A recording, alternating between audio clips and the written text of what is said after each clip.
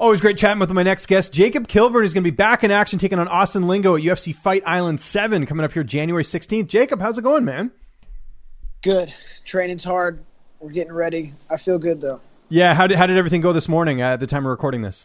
Dude, hard sparring this morning. Went with a buddy of mine, Mike Davis, UFC fighter too. He's got a fight coming up, actually the 20th, so he'll be out there with me at Fight Island. But hard stuff, man. Hard rounds at ATT. There's no easy rounds. Yeah, no, you're at one of the best camps in the world, which is great to see. It's been a while since we've seen you in the cage, man. Of course, it's going to be about a year, well, more than a year when you step back in the cage. What's sort of been the reason for the layoff for those who might not know?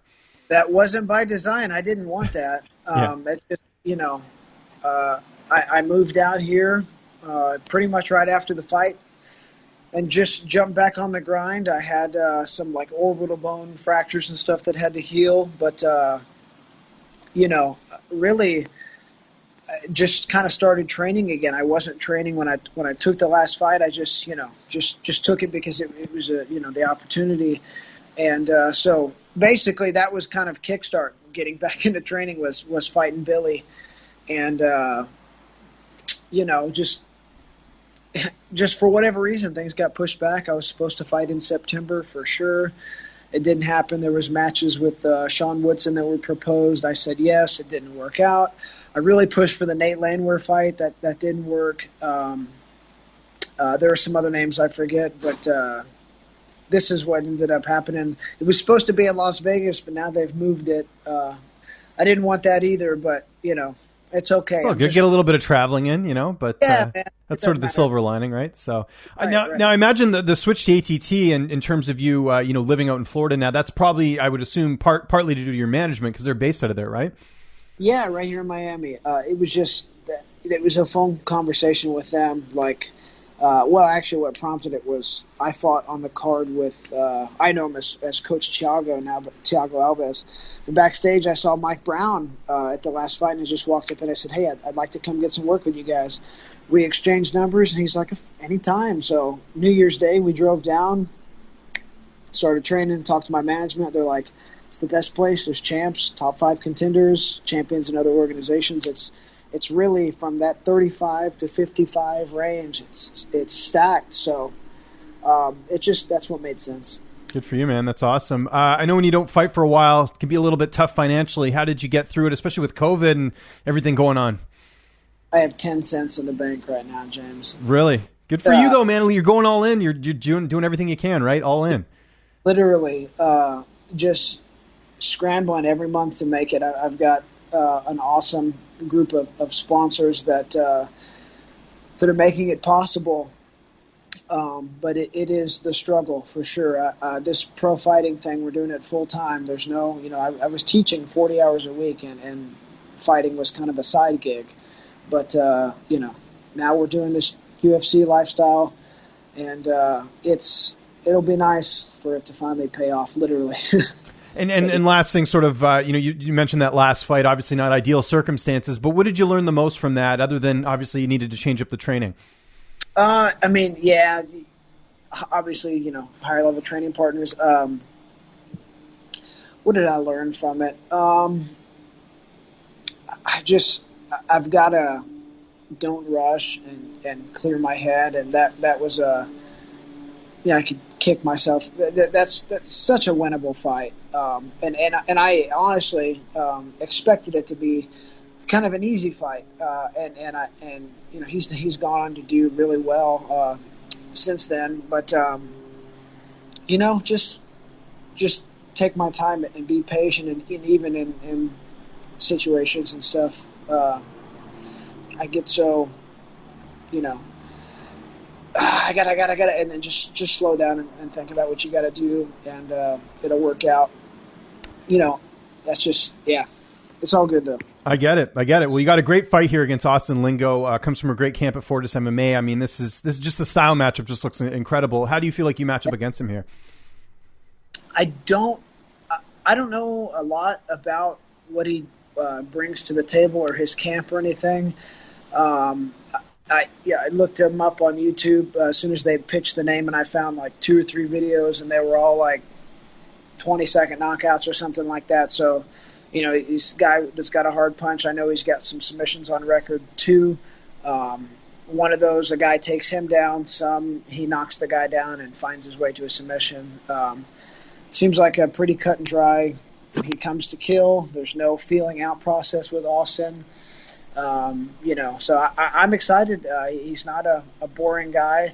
I really never care stylistically like what they're going to do, just as long as, it's action. Yeah, there's guys that you can fight that their style is to get the win, but not to fight it. It makes it really tough and frustrating. But it'll be no feeling out process. Just get right into it. So I'm excited, man. It's on paper. It's you don't want to say there's easy fights or whatever, but like it's a favorable matchup for you is kind of what you're getting at. Yeah, exactly. It's a good one. They could have given me an NCAA champion or something like that, but they gave me a scrapper. So I'm excited and very thankful. You talked about training camp a little bit there. Who are some of your main training partners at ATT that you get to work with? The Edson Barboza, Hanato Moicano, Mike Davis, Brock Weaver. Who's who? Yeah, a bunch of guys probably that you wouldn't know too, but those are some names that you would recognize. Luis Pena, really good guys that are my weight, some a little smaller, some a little bigger, but a variety of just killers for sure. Love it. And then the weight cut, obviously with all the travel and everything, have you kind of altered that a bit? And then we got Christmas coming up, so how are you getting through all that? It'll be a little different. I've never, I don't know how it's going to go. I'm sitting at like 67 right now, so it's I just get my weight low, and I'm interested to see how they'll do the grow, because you're quarantined, so you can't go to Whole Foods or whatever. I'm assuming that the UFC Performance kitchen staff and stuff will take care of my meals and whatnot, but and as far as the holidays go and stuff, I'm one of those guys that I just kind of skip all that anyways, save money, and me and my wife just we dip out on all that stuff anyway, so it works out. Yeah, I'm not worried. It'll be interesting. It's part of the experience, but hopefully the UFC takes care of everything and makes it easy, and they've got kind of a system now for guys that understand they have diet restrictions and they need water and stuff like that, so it'll be fun. A learning process for sure. Who's going to be making the trip down there with you? Who will be in your corner for that fight? Mike Brown. Coach Mike Brown will already be there with a bunch of our guys that are fighting, so he'll be in my corner. A friend of mine, Jason Cefalu, one of my training partners, he's going to go kind of be my drilling partner for that week. And then my striking coach from back home, Lance, is going to make the trip.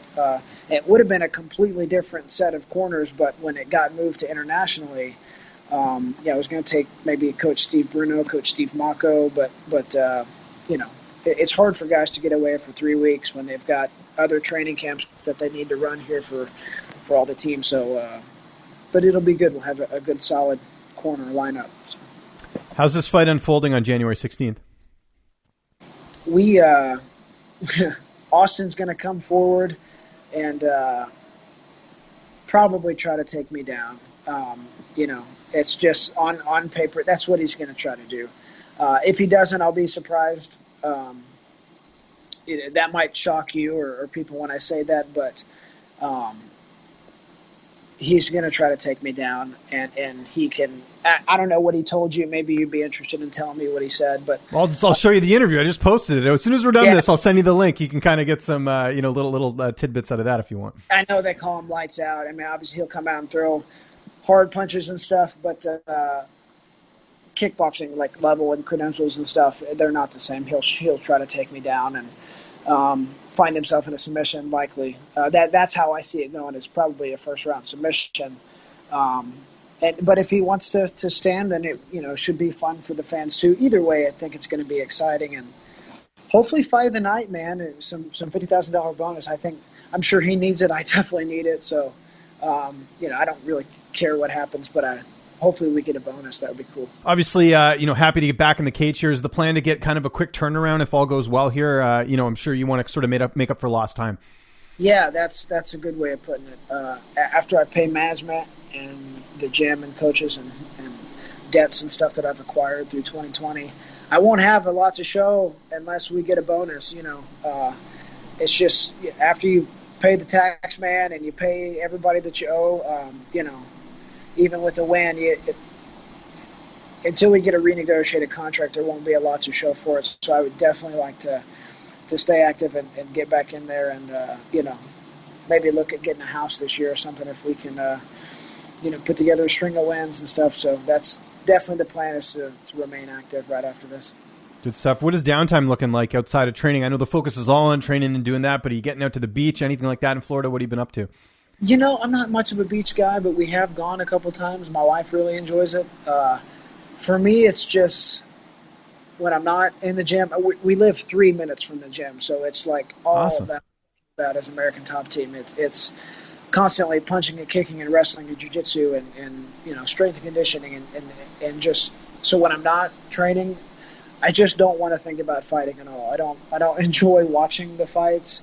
I don't enjoy scrolling on social media and watching clips of people hitting tires with I just want to shut off and watch some TV, read the Bible, go for a walk with my wife, eat food, take a nap, but downtime is just try to put MMA as far out of my head as possible because it already consumes, now that I'm doing it full time, so much of my energy and my thoughts. So yeah. Good for you, man. Like the honesty. Jacob, really glad to see you back in action, man. It's coming up here January 16th, UFC Fight Island 7.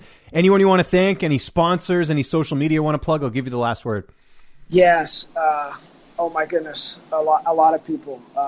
WorkHardNeverSettle.com, Dark Theory Tattoo, Now You See TV, Grill Fellows, Clarksville Gutter, Cumberland Tree Service. Everybody it's a group called Offbeat on Facebook. They do horror figurines and collectible items and stuff, and a bunch of more people. Just all of my sponsors. You can check me out on social media. Go to Jacob Kilburn UFC on Instagram, and you can see I'm constantly posting about them. If it wasn't for them, I wouldn't be able to be here doing this American Top Team, full-time UFC, and it's cool. So I really appreciate them. And you for giving me opportunities. I enjoy watching you and following you, and I think you do a lot of cool stuff too. So